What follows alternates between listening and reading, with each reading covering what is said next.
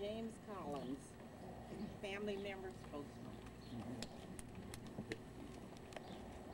Good afternoon. Good afternoon. It's a great day to be a Brown or one of the descendants. First, I'd like to thank the church, Reverend Stiles, all the folks who put on this wonderful ceremony today, and our lunch. It was absolutely outstanding. We really thank you for that. I'd like to thank Dorothy here, who has toiled many years to make this day happen, and all of you on her memorial committee, and all of the families, friends, and supporters. Several years ago, Dorothy started with the idea, I'd like to put this memorial at the old Brown Cemetery, somewhere to remember our ancestors. But you know, sometimes your plan isn't the same as God's plan. Mm-hmm.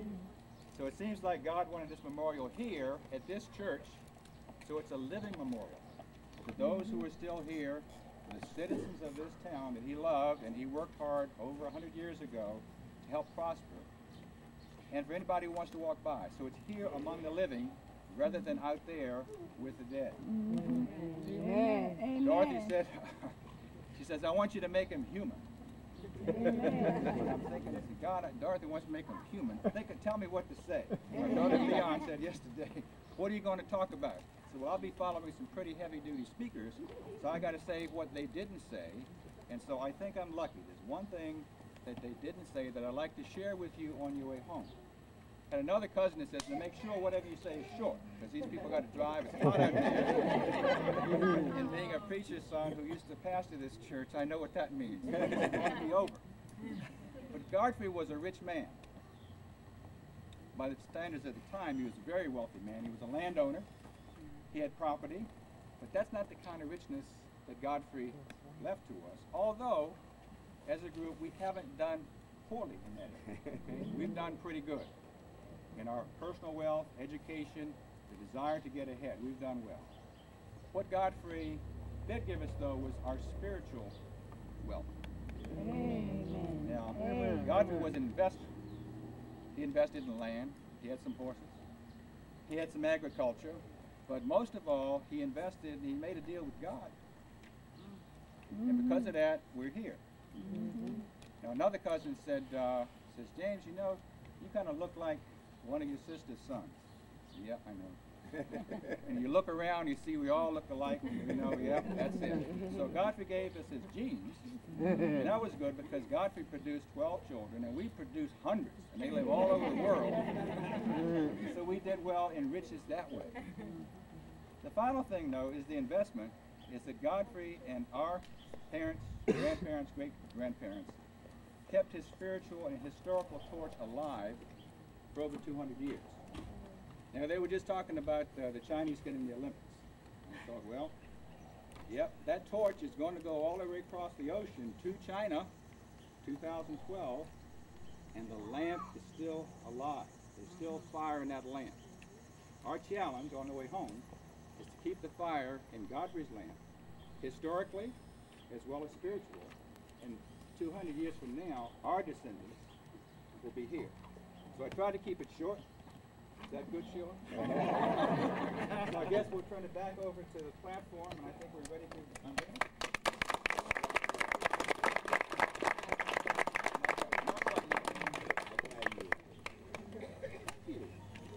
Well, we hope everybody, when they leave here, they will remember faith, love, and education.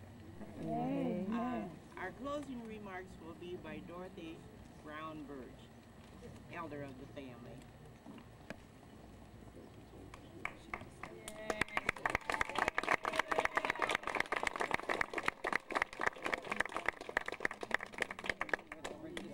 Let me move it over just a little bit.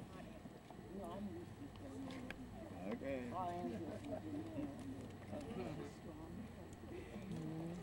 It is a beautiful day. Yes. Amen. Thank God. Yes, it is. I would like to start my remarks this afternoon by saying that 10 years ago, a picture was sent to me of the old cemetery all built up in bamboo. And I thought it was disgraceful. So that's when we got the idea of starting this this memorial. And I want us to apologize in roots. Ellen Haley said the old ancestors were looking down on us. And if the old ancestors were looking down, we have neglected that cemetery for almost 100 years. So we apologize for that and hope that our ancestors will forgive us for neglecting their burying grounds.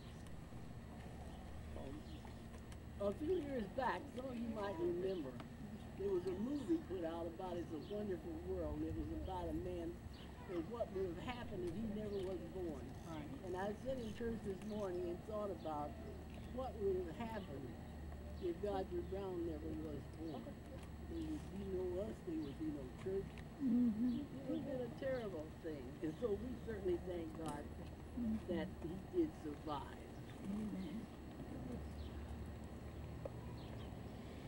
We had this morning. Wasn't you happy to see all those children? Amen. Amen. And they were singing and working in the church. Amen. The church still survived. There ain't no churches hardly that you know that survived no 178, almost 180 years. Amen.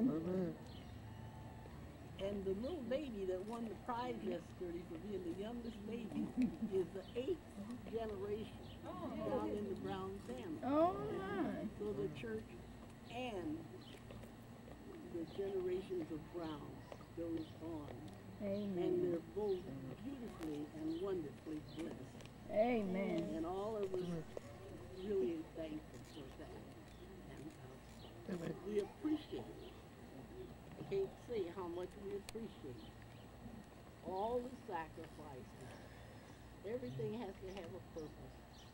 And we have this purpose that to let the world know that the Brown family really appreciates all the sacrifices, the hardships, all the work, the worry, the savings. They had to clear the new ground and plant and dig up them stumps by hand and everything. We appreciate everything that they've done, that we could be here today. And we want them to know that. So everything has to have a purpose. So what is the purpose of this memorial? We want them to know that we're thankful for things they did. But we also want the world to know that we are trying our best, and it's been a really prosperous family that we are. And our Bible teaches us, I've never seen the righteous forsaken, nor their children begging for bread. And yesterday, we was the beggars of no bread. We are wonderfully blessed. And I think that we should know that all the things that we are thankful for and the things that we hope that we can carry on.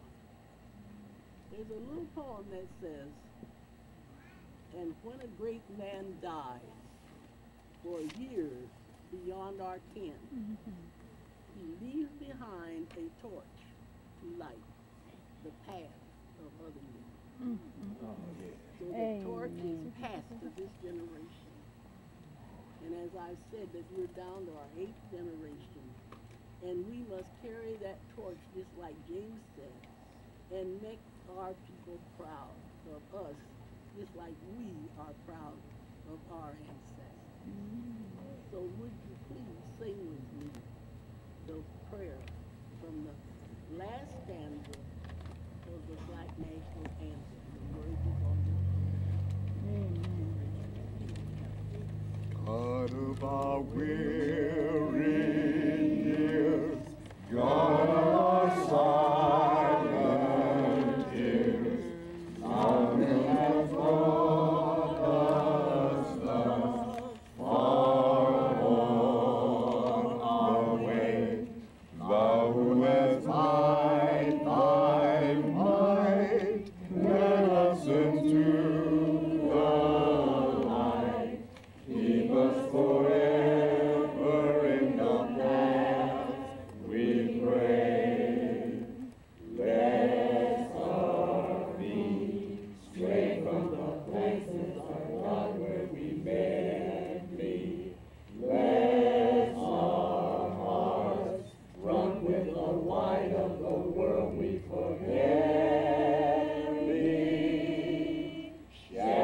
beneath thy hand, may we forever stand, true to our God, true to our native land.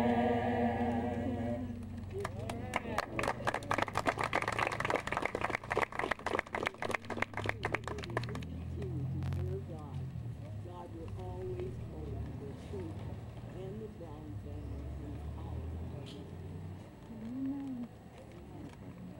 I would like for the officers of the Brown family reunion and the past presidents come forward at this time.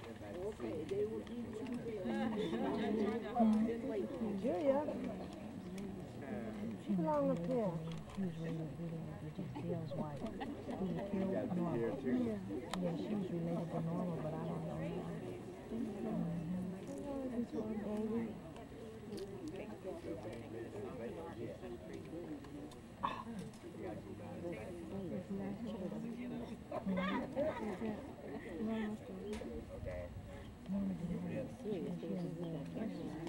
She just had Evan over there, the little boy, and she was 19.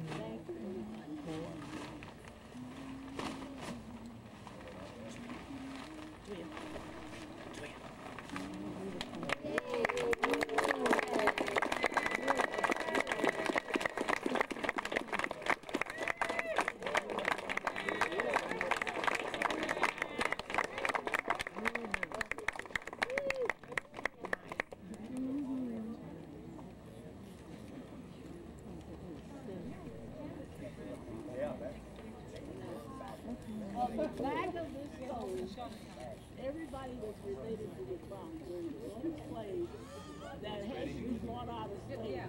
Pardon me? So before you leave here, everybody know which slave it is that hid your family, that was caught in Haiti.